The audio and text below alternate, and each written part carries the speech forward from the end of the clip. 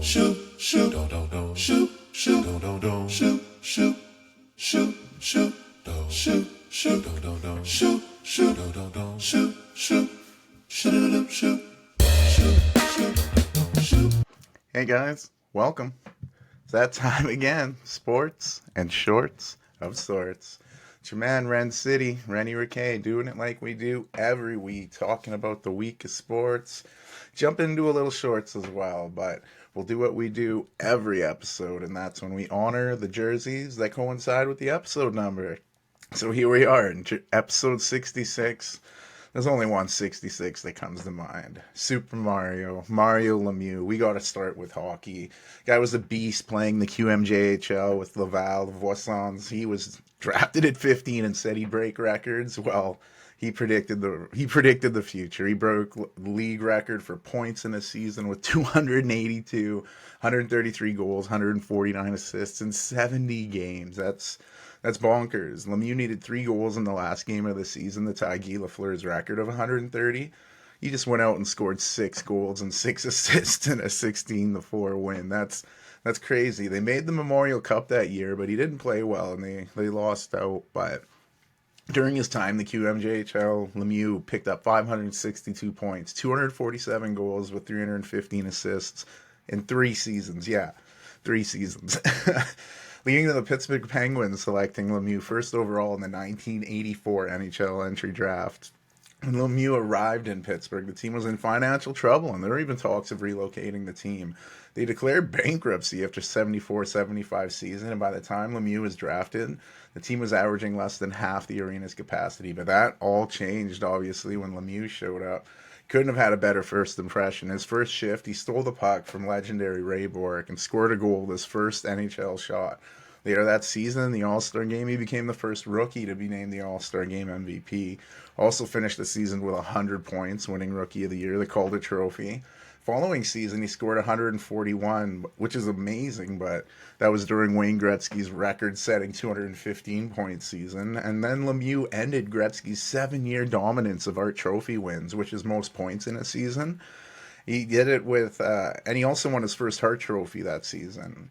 In the following season, he led the league with 114 assists, tied with Gretzky, and had 85 goals, equaling 199 points. The only persons that come close to beating 200, like Gretzky. But Lemieux continued to dominate, putting up huge numbers, but he dealt with some serious back injuries that cost him a lot of time. He'd return, and despite dealing with the injury, he'd help lead the Penguins to back-to-back Cup championships in 91 and 92. After another Cup, that following season, he was on pace to set the record for goals to catch Gretzky and maybe even that 215 points I mentioned earlier. But on January 12th, 93, Lemieux made the announcement he was diagnosed with Hodgkin's lymphoma. He received aggressive radiation treatments, which caused him to miss 2 months of play, but he'd return, and he was still only 12 points behind leader Pat LaFontaine of Buffalo. After his last radiation treatment, he flew to Philadelphia to take on the Flyers. He scored a goal and assist in the loss, and before the game, the Flyers gave a massive ovation to Lemieux, which was rare considering the rivalry between the two teams. But Lemieux would end up winning the scoring title despite playing 24 fewer games than LaFontaine, and he'd continue to deal with those back injuries and the fatigue from cancer treatment. After the 97 playoffs, he'd retire from hockey, and the Hockey Hall of Fame waived the mandatory 3-year waiting period to induct him, becoming just the 9th person to have that privilege. His old team, Pittsburgh, were going through it financially again, much like they were before Lemieux came to town, and the Penguins owners, they were mismanaging a team that owed over $90 million to various creditors, and they asked Penguins players to defer their salaries. It became so bad that the Penguins filed for bankruptcy. Lemieux stepped up and made a unique proposal to buying the team, using some of the deferred money he was already owed to help purchase the team. So effectively saved the Penguins from relocation, and it didn't end there. He'd returned to the hockey rink to play for the Penguins again, rocking that player-owner position. They never quite reached the success of his younger days, but he was still productive when he was healthy, which unfortunately wasn't too much. But this did enable Lemieux to play in his first ever Olympics, and he was a member of the 2002 gold medal winning team in Salt Lake City. That was huge because he had represented Canada at different levels. You know, he won the bronze, the juniors, silver in the world championships, the gold medals in the Canada Cup, and the World Olympics Winter Olympics I just mentioned there, as well as a World Cup a few years later. But he's one of, and depending who you talk to, the best NHL players ever. His trophy case is filled. He won 2 as a player. He's won a few more as part of an owner. He won 2 Conn Smythes. He led the league in scoring 6 times.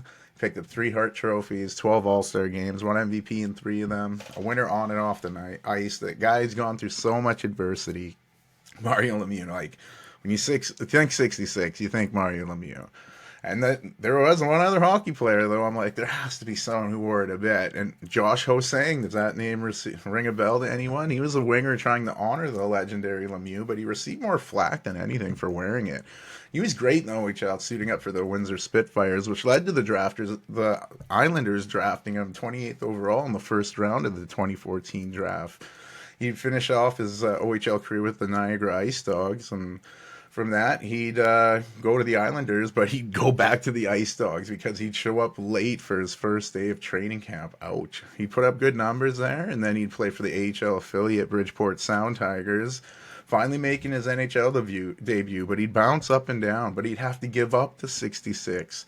Islanders GM Lou Lamoriello, he's got a long-standing policy where he usually forbids players from wearing any number higher than 35. He had to change it, and yeah, since then Josh was saying hasn't been doing much. He's been playing in the KHL, so we'll see what happens. The 66, it's in hockey, it's owned by Mario Lemieux. So we'll jump to football, where it's used a little more. Where you've guessed it, if you know where the numbers are in football, offensive line and the guard, Alan Faneca. He went to LSU, where he was redshirted his freshman season, but he'd light it up from there, getting 2 first-team All-SEC nods, consensus All-American. Steelers selected him 26th overall in the first round of the 1998 draft. After not initially cracking the starting line, he'd work his way up there, and he'd help the Steelers to have one of the best offensive lines in football, especially on the rushing side of things. During his time there, like I said, he'd help Steelers run for career seasons, like Jerome Bettis, who we talked about in episode 36, Willie Parker, Deuce Staley. These guys had big seasons there. During his time in Pittsburgh, 6 first-team All-Pros, 1 second-team All-Pro, 7 Pro Bowls. One of his biggest contributions was being a member of the Super Bowl 40 winning Steelers team that defeated the Seahawks. A few seasons later, Faneca signed a huge deal to join the Jets, making him the highest paid offensive lineman in NFL history. It was a brief record, as Jake Long would break that deal soon after, but Faneca was a huge success in New York right away, helping solidify their offensive line. He'd make 2 more Pro Bowls and 1 more second-team All-Pro as a Jet, and even helped the Jets get to the AFC Championship game. Excuse me. He'd get cut from the Jets a few seasons later and sign a deal with the Arizona Cardinals to finish off his career. Most people will think of Faneca in black and gold, and the Steelers did honor him by naming him to the Steelers All-Time Team, Steelers Hall of Honor, and the Pittsburgh Pro Football Hall of Fame. And the NFL named Faneca the NFL 2000s All-Decade Team, and Faneca was inducted to the Pro Football Hall of Fame. Next NFL player on the number 66 list was also on the offensive line, talking about the NFL guard Larry Little. Played college football for the Bethune-Cookman Wildcats, where he would play in the trenches and both sides of the ball, winning 3-time All-SIAC. I had to look that up. I didn't know what the SIAC was. It was the Southern Intercollegiate Athletic Conference. But he was a big fish in a small pond, and that didn't help his draft stock. He went on draft in the 67 draft, but he received some free agent offers, and he'd signed with the AFL San Diego Chargers because they offered him the highest signing bonus. But after only a few seasons, he was traded to the Dolphins, where Little said he wasn't a fan of the move, saying the Dolphins weren't much then. But Little would come in, and he'd be a very large piece of some successful seasons with the Dolphins, and it was a team effort with the Dolphins. And with Little, they'd go on to win Super Bowl 7 and Super Bowl 8 in back-to-back seasons. That Super Bowl 7 over Washington was monumental, as it was the only season where a team went undefeated throughout the regular season and postseason on the way to winning the Super Bowl. Following seasons, the Dolphins lost a few regular seasons games, but they still went on to win the Super Bowl over the Vikings. And Little earned some pretty good individual accolades along the way as well. 5-time first-team All-Pro, 2 second-team All-Pro, 5 Pro Bowls, and for a team that wasn't much when he came in, he sure made a big impact with the Dolphins. The franchise honored Larry Little by naming him to the Honor Roll, having him named as one of the 50 greatest Dolphins. Dolphins also have Little on their Walk of Fame. Little was named to the 1970s All-Decade Team, and after retiring from the game, Little was inducted to the Pro Football Hall of Fame. He also tried out coaching at his alma mater, Bethune-Cookman, and also was the North Carolina Central Eagles coach. An offensive lineman that is forever immortalized with that 1972 perfect season Dolphins team. The next 66 from the NFL jersey mentions also offensive lineman, teammate of episode 65 jersey mentioned Gary Zimmerman from last episode. I'm talking about center Tom Nalen.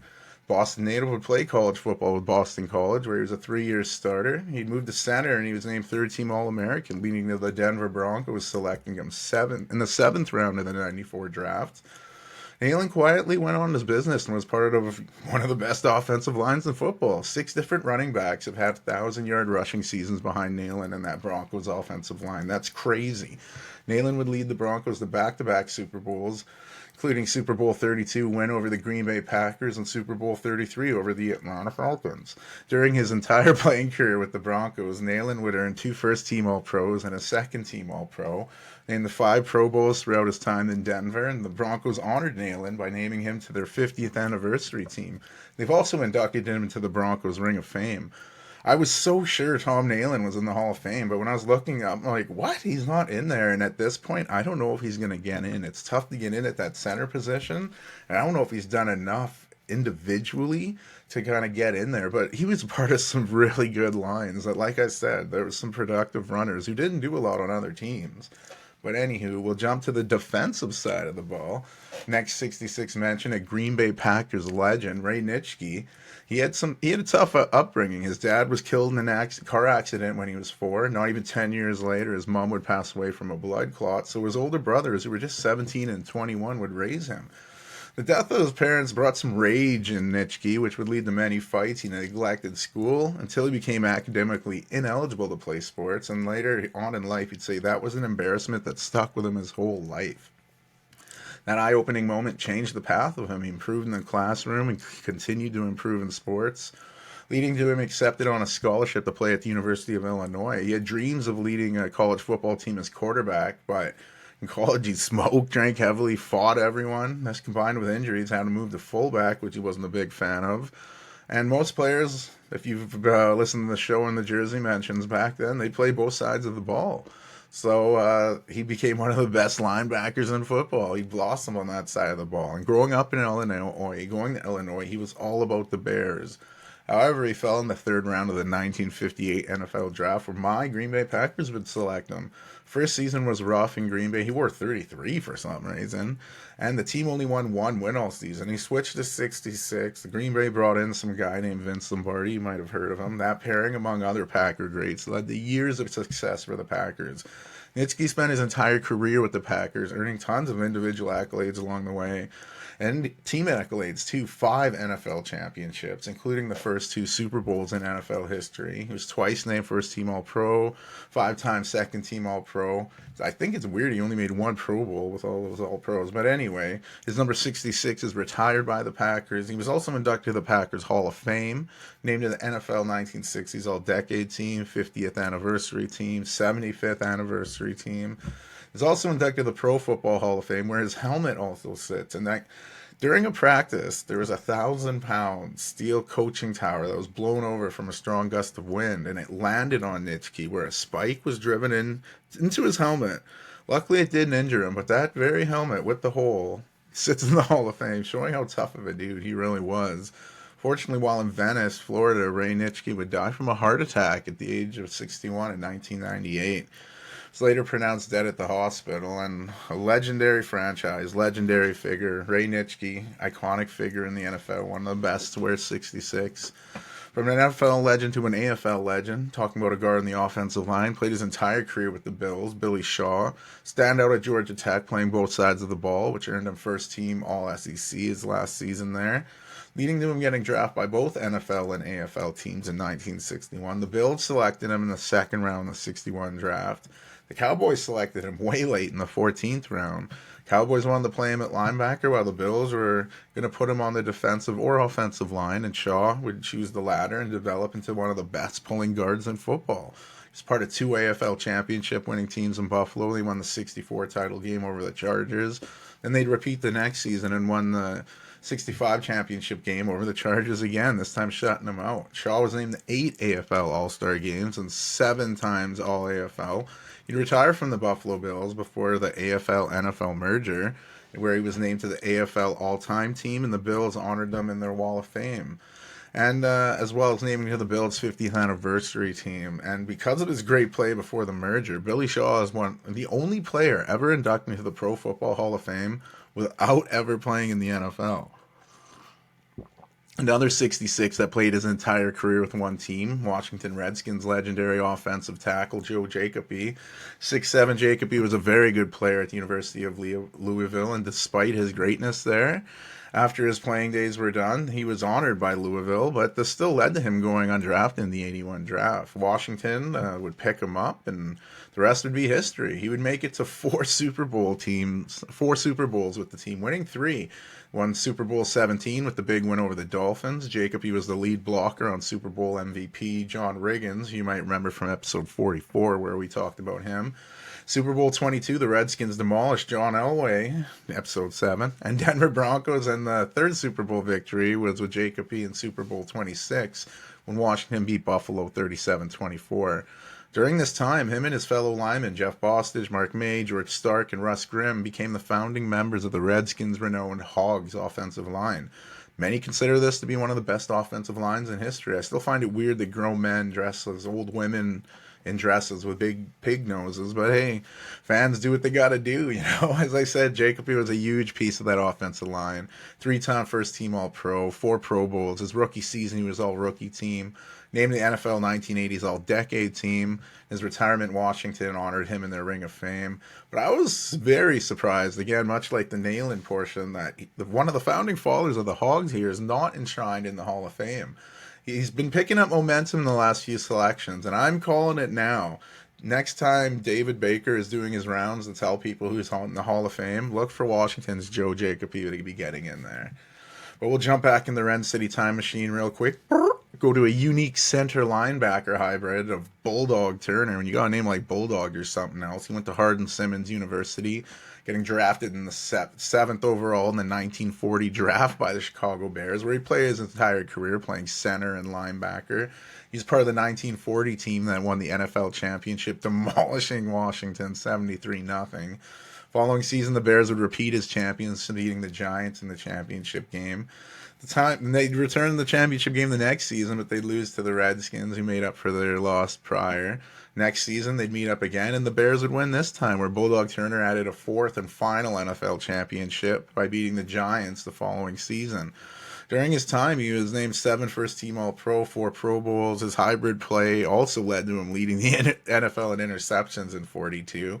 He was named the NFL's 1940 All-Decade Team. He's named one of the 100 greatest Bears. His 66 is one of 14 jerseys retired by the Bears franchise. And it's wild, the Bears and Giants share a record for 14 jerseys retired. That's pretty wild. Bulldog Turner went from there into coaching, where he didn't have the biggest career, but he did what he could. He was enshrined into the College and Pro Football Hall of Fame. He passed away at the age of 79 due to lung cancer in 1998. We'll finish off the NFL portion here with a player who played more recently, not in the 40s. Former Pittsburgh Steeler David DeCastro, 3-sport high school star, where, of course, football, but also a beast in track and field, where he won the shot put event at the 3A, 4A state champs, as well also doing well in the discus event. He's recruited by big schools, but he'd play at Stanford, where he wouldn't play as a freshman, but he'd succeed playing a guard after that, twice being named first-team All-Pac-12 and unanimous All-American his last season, leading the Steelers selecting him 24th overall in the 2012 draft. And like I said, he played his entire career with Pittsburgh. First-team All-Pro twice, second-team All-Pro once, 6 Pro Bowls in his 9 seasons. One of his biggest plays was back in 2019 when Myles Garrett was beating Mason Rudolph with his helmet, and DeCastro held him on the ground, prevented any escalation. Myles Garrett thanked him for that. It was a good move. A great guard, played his entire career with one team. I mean, 6 Pro Bowls in your 9 seasons isn't bad. I don't know if he'll make the Hall of Fame, but I imagine Pittsburgh will honor him in some way. They're a good franchise to take care of their own there. We'll leave football to go to baseball. First 66 that came to mind, Cuban baller Yasiel Puig. He'd emerge into a star playing in Cuba, but he'd face tons of backlash as he tried to defect numerous times. He'd finally get into Mexico after getting stopped a few times. His 5th time, he was taken by Los Zetas, a Mexican drug cartel who was involved in cocaine and smuggling. He went voluntarily, but they said he wasn't allowed to leave. And someone else who was with him said if he wasn't getting the money soon, they were going to give him a machetazo, which is a whack of a machete where you lose a finger or something, which have ruined his career. But luckily, allegedly, Raul Pacheco paid smugglers $250,000 to get Puig out of Cuba. In exchange, Pacheco would receive 20% of Puig's future earnings. So it's so wild how defectors had to get out of Cuba before everything changed here. But Puig would sign a 7-year deal with the Dodgers. After time in the minor leagues, he'd make his debut, and right out of the gate, showing all that talent and the worth of him coming into the league. He did it with his bat, he did it with his arm, showing off power and speed. His 27 hits in his first 15 games tied Joe DiMaggio and Terry Pendleton for second most all time, one behind Irv Waldron from 1901 and Bo Hart in 2003. He was selected all-rookie team, finished second in NL Rookie of the Year voting, coming up short behind fellow Cuban Jose Fernandez. May he rest in peace. The following season, Puig would make his first and only All-Star game. Following seasons, he battled some hamstring injuries. We saw his glimpses of greatness as a Dodger, but he never quite reached that again. He'd get shipped off to the Reds, and his big moments there was involving a brawl. He'd get traded to Cleveland after testing positive for COVID. It nixed his next deal. He'd play in the Dominican leagues before going to the Mexican leagues. He'd go to South Korea where he'd play over there. But then he had some big allegations coming against him from sexual assault in cases where he lied to a federal investigator allegedly over sports betting. And much like many athletes nowadays, I guess he was ahead of the game there. But he could be facing jail time here. A career it's been marred with controversy throughout, but wow, he always showed glimpses of what could be. We'll wrap up baseball in 66, talking about a current pitcher, 25-year-old right-handed pitcher for the Red Sox, Brian Bello, signed with the Red Sox in 2017, spending his first professional season, the Dominican Summer League. He'd play single-A ball, but, with COVID-19, they canceled minor league baseball. But he'd still get promoted when it returned, going to Double-A, where he rocked out, being an All-Star Futures game named starting pitcher of the year with the Boston's farm system. To avoid losing him in the Rule 5 draft, he was added to the 40-man roster before going back to Double-A, working up to Triple-A, and after lighting it up there, Braille finally got his major leagues debut. He spent some time moving up and down there, dealing with some injuries, but he'd signed a 6-year, $55 million contract extension to stay with the Red Sox. And he was named the opening day starter for a reason. He did have some lat muscle tightness, but he's returned. He's looked good, 6-4 in 12 starts. Great young pitcher who I think he's a real good one. And in the NBA, much like other numbers in the 60s, the 66 is not popular in the NBA. 3 different occasions. You got French basketball player Axel Toupin wore the 66 for 8 games during the 2021 season with the Bucks.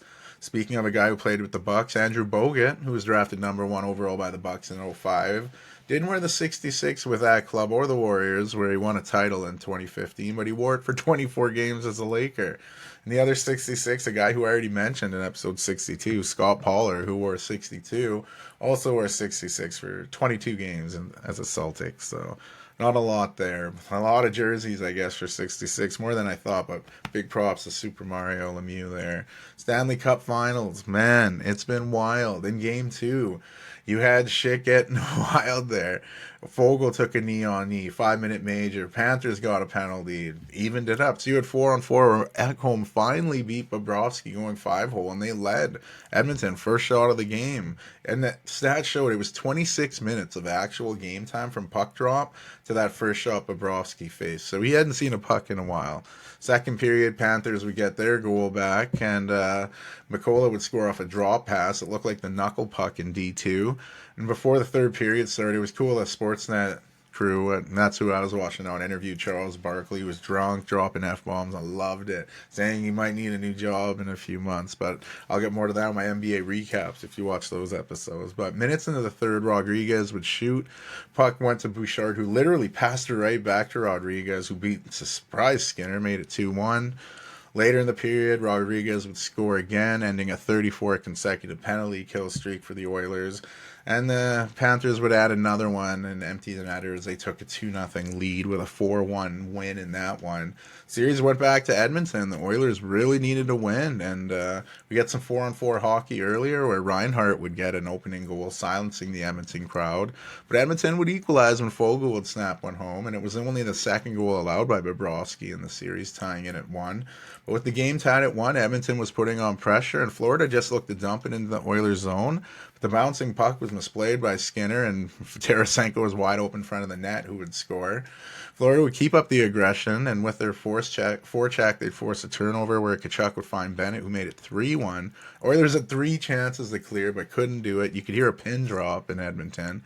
Then not even 2 minutes later, Barkov and Rodriguez would break out. Barkov would finish the rush, 4-1 going into the third.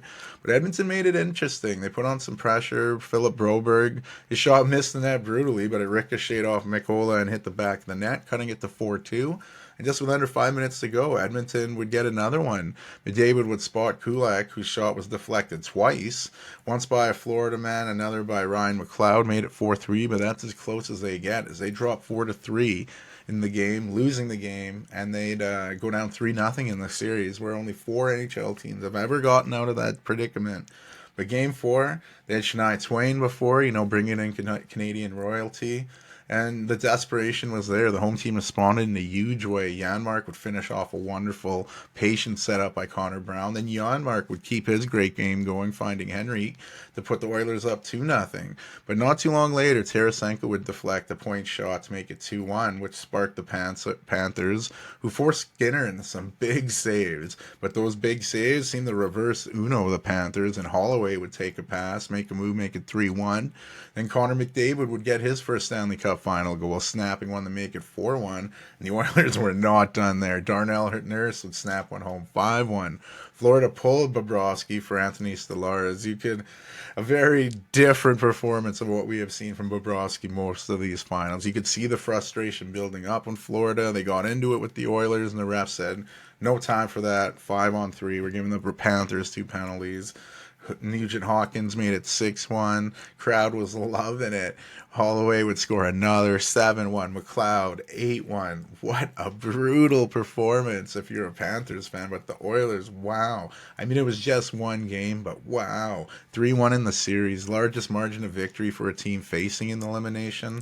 What was the previous record for largest margin of victory facing elimination? Well, the Toronto Maple Leafs back in the 1942 Stanley Cup Finals beat the Red Wings 9-3 in Game 5. And what else happened in that series? Well, the Leafs were the first team to be down 3-0 and overcome that deficit to win a best-of-7 series. I'm not saying history repeats, but you got to like that little tidbit if you're an Oiler fan. So Game 5, going down tonight in Florida, Panthers leading 3-1, looking to lift their first Stanley Cup on their home ice and avoid a trip back to Alberta. And it'll be interesting to see how both teams come out after such a shit-kicking. Usually it's the shit kicky that responds in a big way. Coach Maurice is going to let his team know how he felt about that. But I'm expecting the Oilers to win this one. Force a Game 6. I'm really hoping for a Game 7. Who you got in this one, huh? I'm hoping Oilers. I picked them at the beginning, so hopefully. But one last bit of hockey news. Ryan Warsofsky, he's going to be the new coach of San Jose. He was an assistant coach. He'll be promoted, replacing David Quinn, who was dismissed at the end of the year.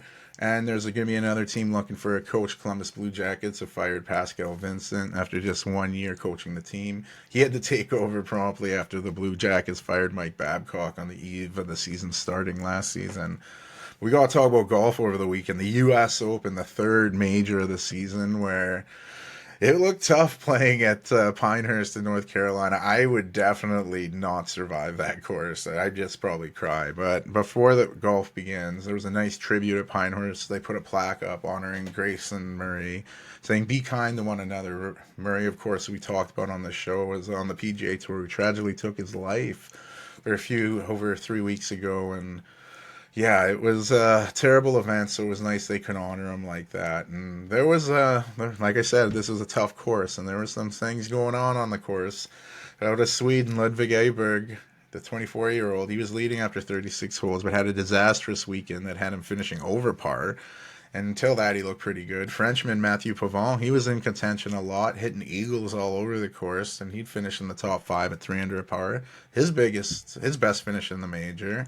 But there were some big names that didn't even make the cut this weekend. Tiger Woods missing out, Victor Hovland, Max Homa, Justin Thomas, Dustin Johnson all missed out.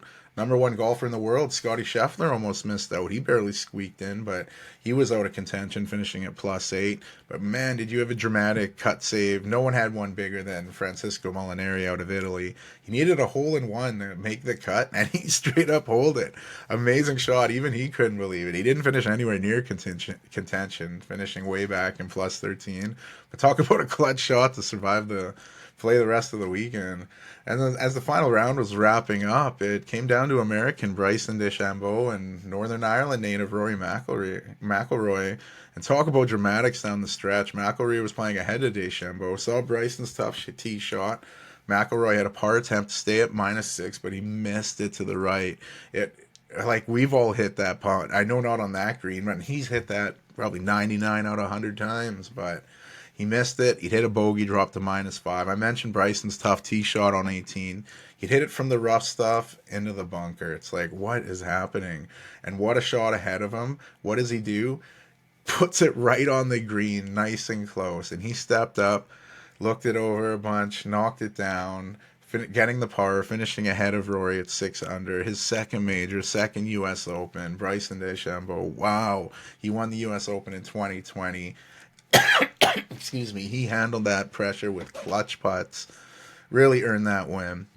And they did have a camera sitting on Rory McIlroy, who was watching it, hoping he'd miss and force a playoff. And you could see the disappointment. That missed putt on 18 will haunt him in the worst way. He missed a big one on 16, but that 18 one, oof.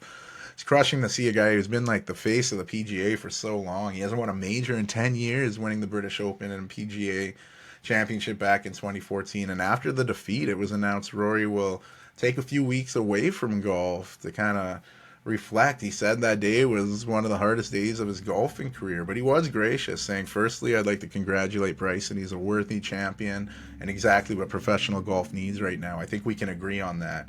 So a very good answer by a very good guy. He said he'd return for the Scottish Open, then the Open. The Open, or British Open, as some still call it. I do here and there.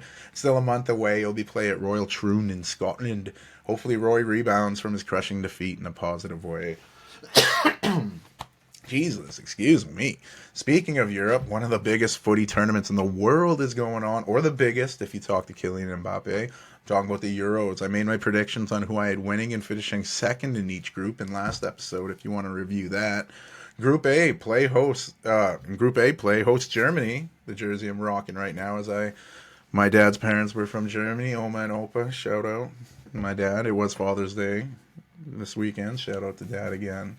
But anyway, Germany kicked this competition off like German football players do. 10 minutes into the match, Leverkusen star Florian Wirtz would get the first goal of the tournament. The 21-year-old's low shot got past the keeper, found the back of the net. Not even 9 minutes later, fellow 21-year-old, Jamal Musiala would take a pass from Kai Havertz, blasted home 2-0 after 19. Then things went from bad to worse for Scotland. A brutal two-footed challenge by Scotland centre back Ryan Porteous led to a VAR getting involved, awarding a penalty, also giving Porteous a straight red card, dismissing him in the 45th minute. Kai Havertz would convert from the spot, and going into halftime, Scotland was down 3-0 on the board and down one man on the pitch. The second half, they were fighting, though, and then the 68th minute, German substitute from Dortmund, Niklas Füllkrug, would unleash a rocket that almost went through the back of the net, putting Germany up 4-0. Scotland gave the traveling fans something to cheer about in the 87th minute when a free kick led to a ball ricocheting off German defender Rudiger into his own goal. But Germany quickly made up for that when fellow substitute Emre Can would curl a low shot into the corner, giving Germany a 5-1 win to open the tournament. The other Group A match was between Hungary and Switzerland, and it would be the Swiss who got off to a great start. Only his second appearance for the country, Kwadwo Dua would run his times run perfectly, finding the back of the net, except the linesman called it offside. But VAR got involved and changed the decision, giving Dua the 12th minute goal and a chance to celebrate with his teammates. The Swiss kept up the pressure. Just before halftime, Abisher would pinpoint the bottom of the corner from outside the box, doubling Switzerland's lead going into halftime. Hungary didn't give up, though. In the 66th minute, a cross in the box was met by Varga, who held off the defender and found the back of the net, making it 2-1. And while Hungary were looking for an equalizer, it left them a little open in the back where the Swiss got some more chances. And in stoppage time, Jan Sommer blasted a ball from his own net where it popped right into the air from a Hungarian defender. And Swiss substitute Mbolo would get the ball, losing some equipment off his leg in the process for finding the back of the net and sealing the 3-1 Swiss victory. Group B, you had a big match between Spain and Croatia. Everybody was looking at this one, and Croatia was looking good to start the game. But in the 29th minute, perfectly timed pass and run set Alvaro Morata up, and the Spanish frontman finished perfectly, making it 1-0 Spain after 29 minutes. Not even 3 minutes later, Spain doubled their lead. Some fancy footwork by Fabian Ruiz embarrassed the Croatian defense before he found the back of the net. And then in first half stoppage time, Dani Carvajal, coming off his big win with Real Madrid, would make it 3-0 Spain going into halftime. Croatia would increase the pressure in the second half, and a brutal giveaway by Spain would lead to Rodri pulling down Pekovic in the box. I still don't understand how he didn't get a red card. He was only given a yellow, but it gave a penalty to Croatia, and the penalty was stopped by Unai Simon. And the rebound came to Croatia, who went to Pekovic, who tapped it in, but VAR got involved and said, on the replay, Croatia entered the box before the penalty taker hit the ball, and as he was the first to touch it, it was no goal. Big win for Spain, taking it 3-0. So, yeah, gotta love how Spain looked in that. Unless you're a Croatia fan, then you're like, we played well, but the score doesn't reflect that. Shit. Other Group B match was Italy taking on Albania. Albania knew they were in for a tough tournament when they saw who was in their group, but they came out and got a wonderful break. Italy's Federico Di Marco had an early throw-in his own end, threw it and did not, I don't know if he didn't see Nadim Bejrami, but he was the first to get to it, and the Albanian blasted it home, putting them up 1-0 just 23 seconds into the match. But the lead didn't last long. Alessandro Bastoni would find the back of the net from a corner in the 11th minute. Not even 5 minutes later, Nicolo Barella would blast a shot from outside the box, beating the Albanian keeper. He had no chance. A wonderful technique, too, as the ball came to him pretty quickly, and he swiveled. I'd probably throw my hip out trying it. But it was a big goal. They went up 2-1. Italy had more chances to score, but they didn't get it, but they did get the win, 2-1. The first game from Group D, Poland took on the Netherlands. The Dutch side looked more likely to score, but it was Poland who opened the scoring.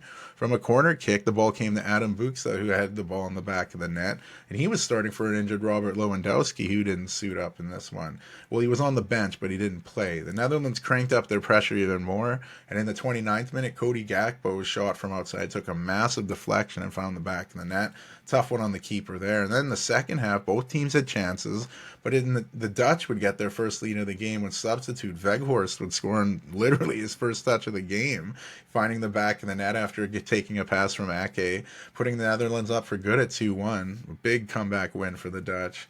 Group C kicked off with Slovenia taking on Denmark, and in the first half, a quick Danish throw-in led to a nice flick, finding its way to Christian Eriksen, who buried his shot into the corner, putting Denmark up 1-0 after 17 moments. And it's still amazing to see Christian Eriksen, huge goal for him after everyone's talked about how he collapsed that last Euro competition where there were not only questions if he'd survive, yet alone play footy again. It's magical to see his comeback story and doing what he wants on the biggest stage. And the score stayed 1-0 for a while, with Slovenian keeper Jan Oblak of Atletico Madrid in La Liga making huge saves to keep his team in it. And those saves paid off as Erik Jansa would try his luck from long range and get a big old dirty deflection, beating Danish defender Kasper Schmeichel, tying the game after 77 minutes. Denmark had 68% of the ball but could not find another goal as the game finished 1-1, which was the first draw of the tournament. The other Group C match was Serbia and England. A few of us went down the Winston's, an English pub here in Saskatoon. Little shout out there. It was an interesting start to the match, and nerves were high, as they always are when England hits the field. But Saka's deflected cross would hang in the air long enough for Jude Bellingham of Real Madrid to head the ball in the back of the net. His goal in the 13th minute put England up 1-0, and England had chance to double their lead and couldn't convert, which almost cost them, as Serbia had big chances late, causing Jordan Pickford to make some big saves. England ended up winning 1-0, but it wasn't convincing by any means. But hey, a win's a win. And the opening match of Group E went down, an Eastern European meeting between Romania and Ukraine. And despite having the lower world ranking, the Romanian side came out looking better. And after a dreadful giveaway by Ukrainian keeper Lunin of Real Madrid, Nicolae Sentu would curl a beauty into the top corner, and Romania was up 1-0 after 29 minutes. They kept it up, and just 8 minutes into the second half, Marin would try his luck from outside and find the back of the net, doubling Romania's lead. And then 4 minutes later, Dennis Mann would dance through the box, and his low cross with pace was redirected by Denis Dragus, and Romania led 3-0 after 57 minutes. Ukraine did everything they could to try to get back, dominating possession, but they could not find the back of the net. Romania picked up the stunning 3-0 victory. Their 29 possession of the ball was the lowest share of a winning team since 1980. But a win is a win, and what a win for Romania. The other match in Group E was Belgium taking on Slovakia, and in the early match, Slovakia applied pressure on the Belgians, forcing Man City's Jeremy Doku into a terrible pass, which was intercepted by Slovakia. And the first shot was stopped by Belgian keeper Koen Casteels, but the rebound fell to Schranz, fired the ball in the net, giving Slovakia the surprising 1-0 lead after just 7 minutes. Just 10 minutes in the second half, Belgium would take a short corner. Onana would find Lukaku, who would tap it in, except VAR said Lukaku was offside, and it was disallowed. Then the 88th minute, Lukaku scored again. And they're like, okay, this one counts. No, VAR got involved and said Openda had a handball on the play. I mean, if you look at it, it was so minor. It had nothing to do with the play, but it is the rule. So 2 goals taken away from Belgium in that one. Massive win for Slovakia. Martin Dubravka was making big saves. 48th ranked team in the world, beating the number 3 ranked team in the world. Huge. There was a 4-game gap between fixtures in Group D. I mentioned Netherlands coming back to beat Poland. The other teams involved were World Cup runner-ups France taking on Austria.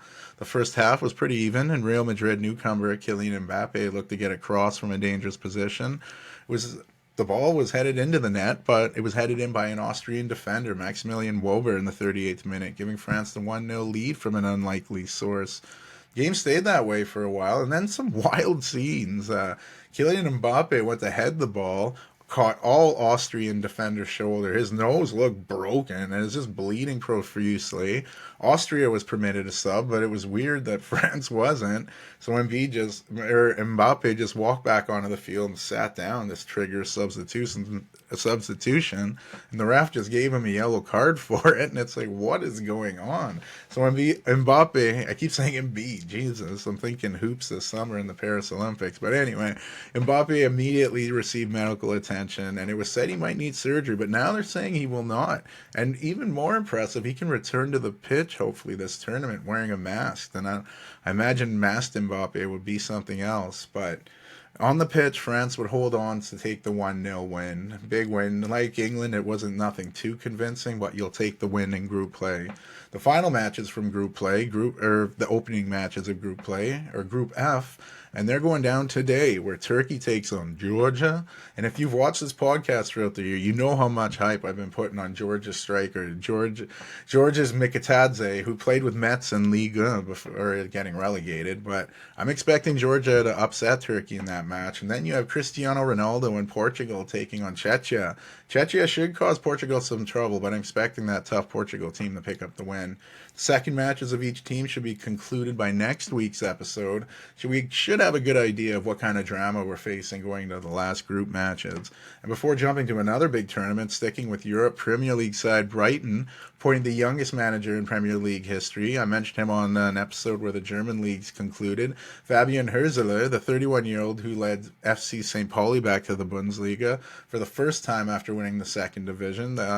He'll be managing Brighton now, and there's 6 members on the squad that are older than him, so that should be interesting. And Serie A Titans, AC Milan, have appointed their new manager. One of the biggest clubs in Europe have named Paulo Fonseca as their new manager. We'll see how he works there. So I mentioned the Euros. How about the Copa America? This is a tournament starting this Thursday, June 20th.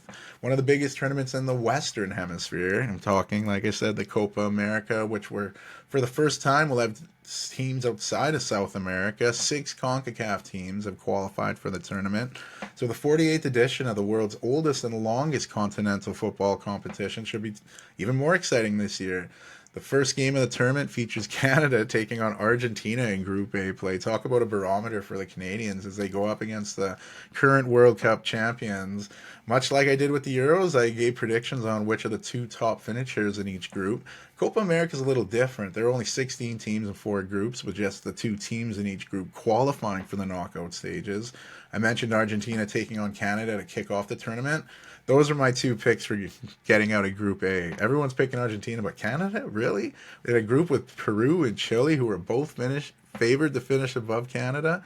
I'm going there, but maybe there's a little bias here in the country I was born and raised in, and I'm putting a lot of pressure on Jesse Marsh managing this team. But hey, it could happen. Canada announced Alphonso Davies will be captain of the club, with Porto midfielder Stephen Eustachio as assistant captain. Looking at Group B, it's a tough one for sure. I have Ecuador and another CONCACAF team advancing. Mexico.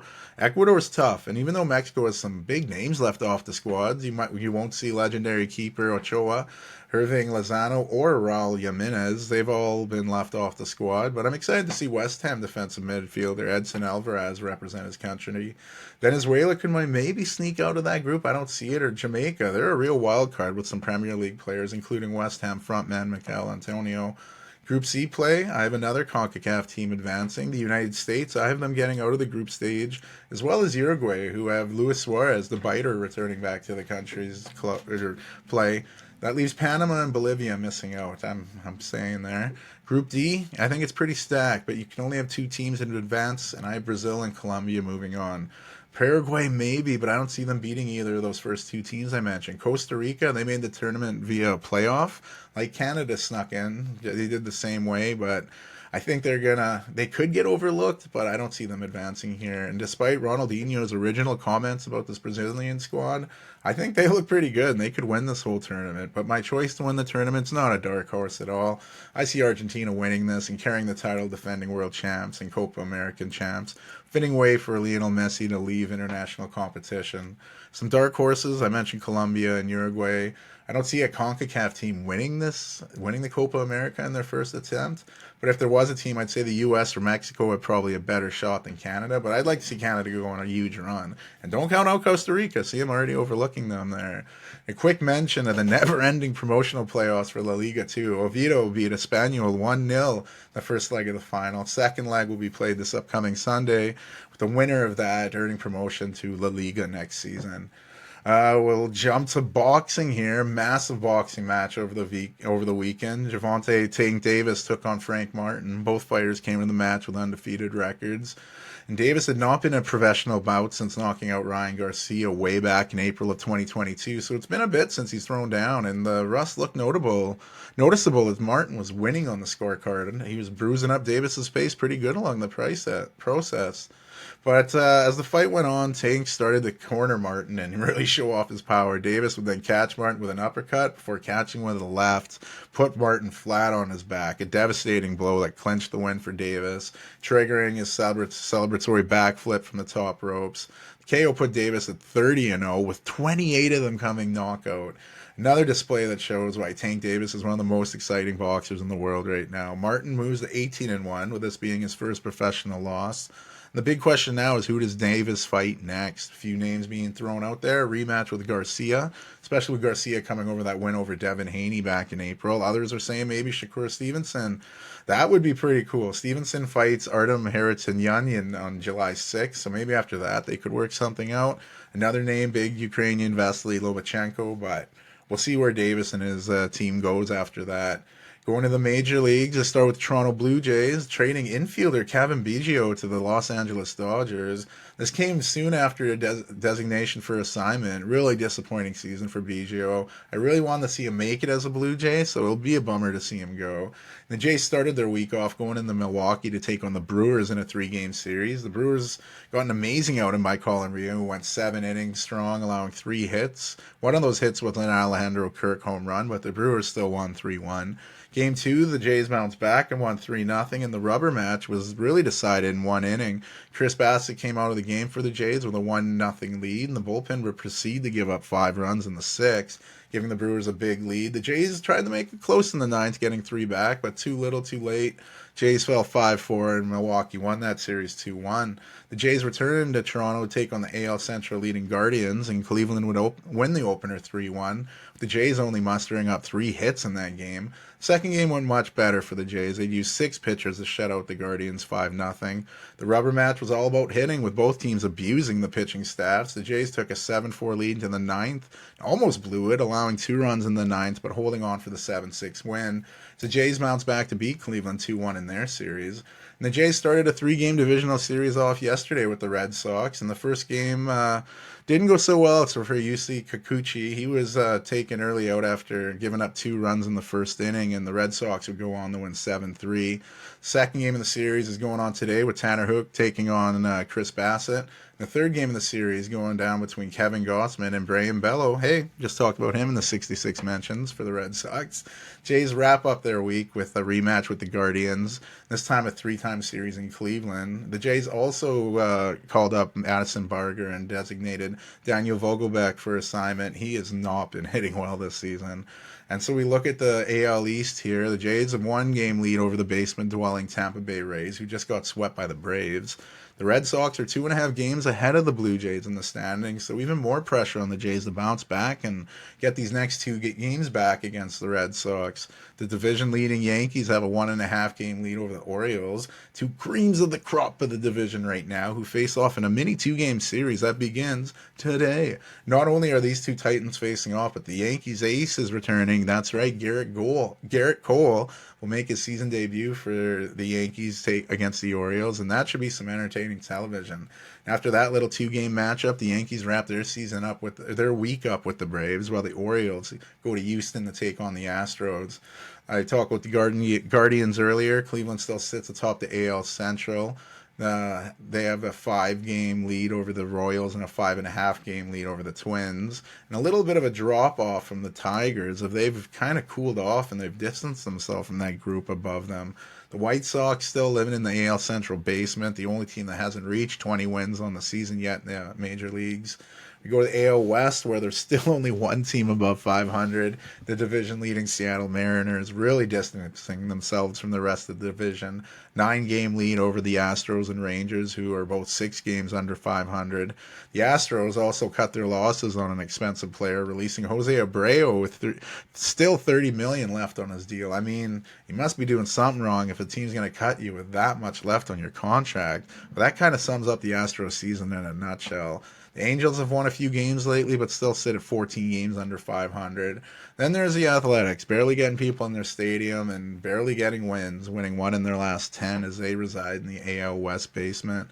Heading to the National League, the Dodgers are really running away with the NL West, and much like the AL West, the division leaders are the only team above 500 right now. Dodgers have an 8.5-game lead over the second-place San Francisco Giants, and Dodgers have a 9-game lead over the Padres and Diamondbacks. Colorado Rockies still rocking it in the division basement. And there is some bad news for the Dodgers, though. Former MVP Mookie Betts went on the injured list after taking a fastball from Royals reliever Dan Altavilla. He got a broken left hand, and the injury said to keep Betts out roughly 6 to 8 weeks. A big blow to a team that's got tons of talent, but you don't want to see a guy like Betts go down. The NL Central is looking like the most competitive division in baseball. Yeah, you heard that right. The Brewers still sit atop the division. They have a 5.5 game edge over the second place Cardinals. They've really turned it up after their early season struggles. And the rest of the division is divided by a game and a half. Pirates sit behind the Cardinals, but the Reds and Cubs are just behind them. Cubs have really struggled lately, and in a division this tight, when you struggle, suddenly you're down looking up, and they're in last place in the NL Central, which is really what the Cubs are dealing with right now. The Reds and Pirates are dueling it out in a little 3-game series, and that's going to impact this division as well. But wow, what a tight series, or a tight division. And we wrap up our MLB recap by going to the NL East, where the Phillies are still running away with this division. Despite losing 2 or 3 to both the Red Sox and Orioles, the Phillies still have an 8-game advantage over the Braves. The Nationals and Mets have both been looking pretty good, both winning 8 of their last 10. As they move up the NL East standings, they're slowly catching up to the Braves in that division. And then there's the Marlins. Miami is team that only the White Sox have less wins than, and the Marlins have been struggling, only winning 2 of their last 8. Things aren't looking easier as they're finishing off a 3-game series with the Cardinals before heading into a 3-game stand with the AL West leading Seattle Mariners. So tough go for the Marlins there. No Formula One this past weekend, but this upcoming weekend, the Spanish Grand Prix will be going down. I'm interested to see where Ferrari's Carlos Sainz from Spain finishes in his last hurrah in the Ferrari car on his home course. Which brings us to some quick CFL mention here. Week 2 of the CFL had some exciting games. The Red Blacks played their first game of the season, and Ottawa held on to beat Winnipeg Blue Bombers 23-19, putting the Bombers at 0-2 to start their season. The Edmonton Elks hosted the Montreal Alouettes, and late in the game when the Elks needed a stop, they just couldn't get it. Montreal would take a big lead into the fourth, and the Elks made it interesting late, but they'd lose 23-20, falling to 0-2 on the season. Well, Montreal moves to 2-0. A very back-and-forth game went down the West Coast with 50 Cent performing at halftime. And the Lions were hosting the Calgary Stampeders. The Stamps went up early. Lions came back. Stamps went up. Lions took over late. Big first win for the season from the Lions and quarterback Vernon Adams Jr. He's pretty good. He's exciting to watch there. Both teams now sit 1-1 on the season. Sunday.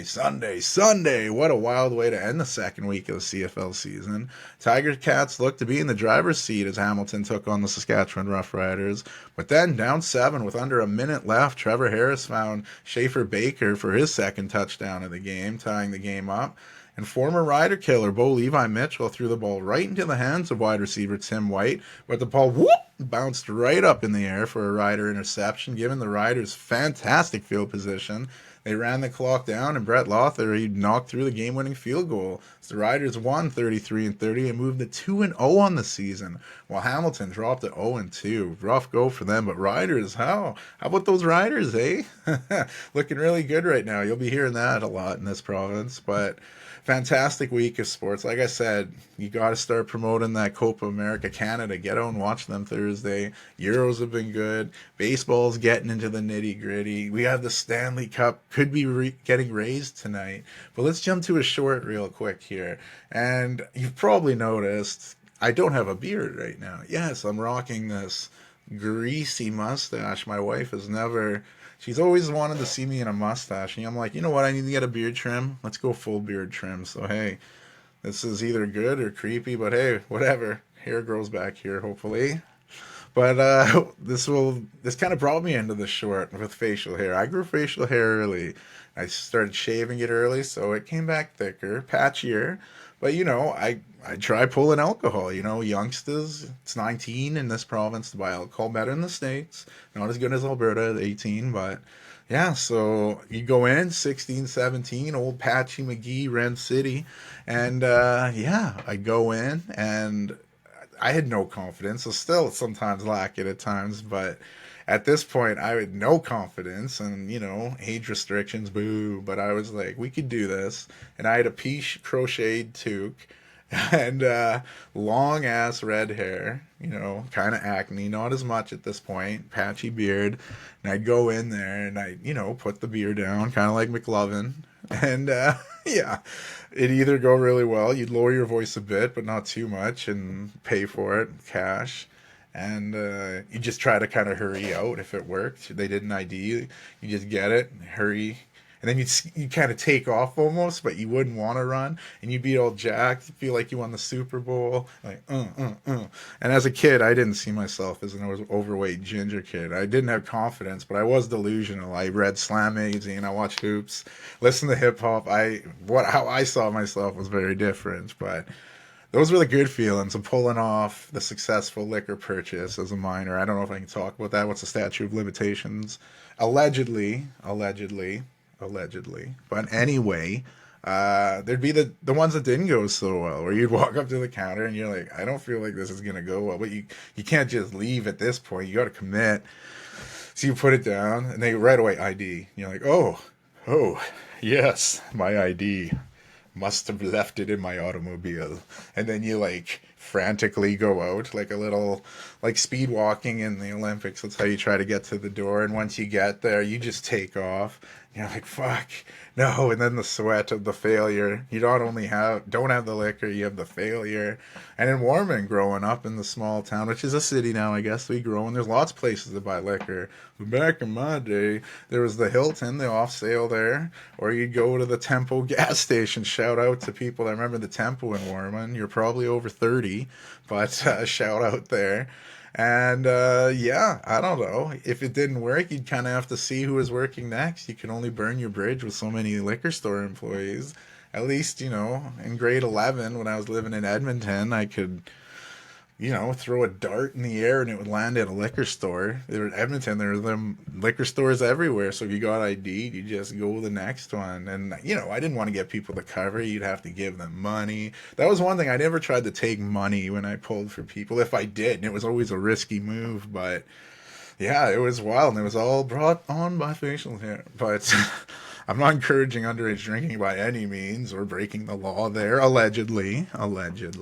And, yeah, sometimes it happens. Patchy beard, squeaky voice, sometimes hits a home run. But hey, sometimes it happens. And if I did trick you back in the day, got you good, fucker. But anyway, that's the short this week. Thanks for coming out. That's episode 66. We rolling. We doing it. And I don't talk it on the show. I have my own show for that. But the NBA Finals came to an end last night. So stay tuned. It's going to be dropping real quick. The NBA recap where I talk about the finals, who got finals MVP. And I brought the WNBA into that. And I love rocking that league right now. A lot of it's coming from off the court, and people are just hating on hate, attacking every player for everything they do. They say any news is good news, but isn't. But anyway, thanks again for coming out. Episode 66 in the book, sports and shorts of sorts. Take care. Enjoy some nice weather. Hopefully we get some nice weather, but thanks again. Ren City out.